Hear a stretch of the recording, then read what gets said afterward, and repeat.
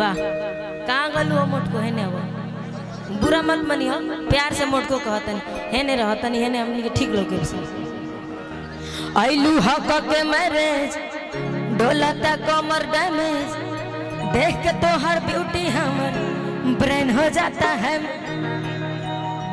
कि का कहीं कितना सही ये बाबू आई हमरे के चीटी काटती है। आप लोग भी डांस करिएगा इस गाना पे। हाँ हमने वो नाचले प्रभु साथे कि आइलू हक के मैरिज डोलता कमर डैमेज देख के तो हर ब्यूटी हमर ब्रेन हो जाता है मैज का कहीं कितना सैया कैले बमोर सजैया धुन दिहले देह जैसे लागेला रजैया अछिल दिहले देहिया मुसलम बलमुआ के बलम। हाँ तनी म्यूजिक के साथ आप लोग ऐसे हल्ला करिएगा तो कैसे गा पाएंगे, हमेशा झगड़ा हो जा रहा है। राजन पंडित जी आप कोई बात नहीं होता है। अब 1 मिनट धुन दिहले देह जैसे लागेला रजैया छील दिहले देहिया मुसलम बलमुआ के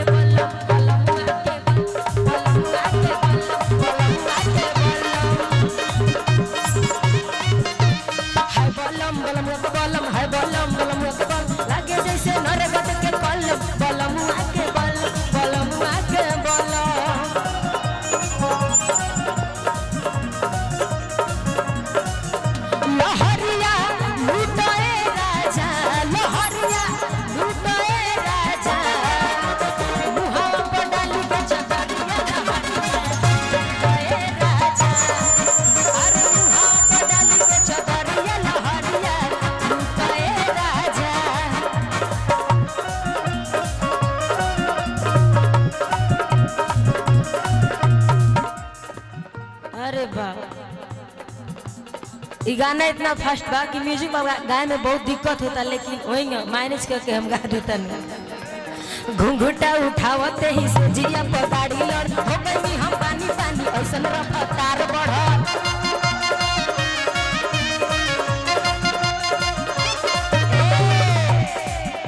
हेने साइड रहतनी हे लोग फोटो कैमरा में आवेगा वीडियो बड़ी अच्छा लगे। थोड़ा साइड में हो जाइए आप लोग, अच्छा है जो भी है। हाँ नहीं हाँ फिर से घुंघटा उठावते ही से जिया पगाड़ी लड़ हो गई हम पानी पानी रफ्तार बढ़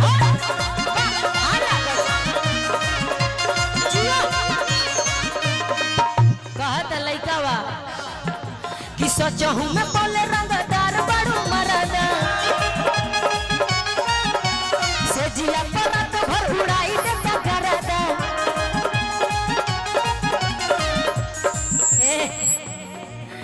कि सचहू में बोले रंगदार बड़ू मरदा से जिया परत भर उड़ाई देता करदा। हाँ पंडित जी जब धैले कवारी मोर बढ़ल बेकरारी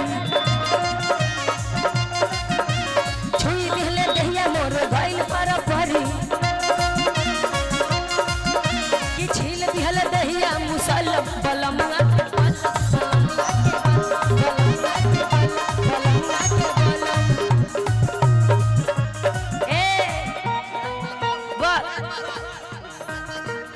फिर से का कहीं कितना सैया पहले बामर सजैया धुन दिहले देह जैसे लागेला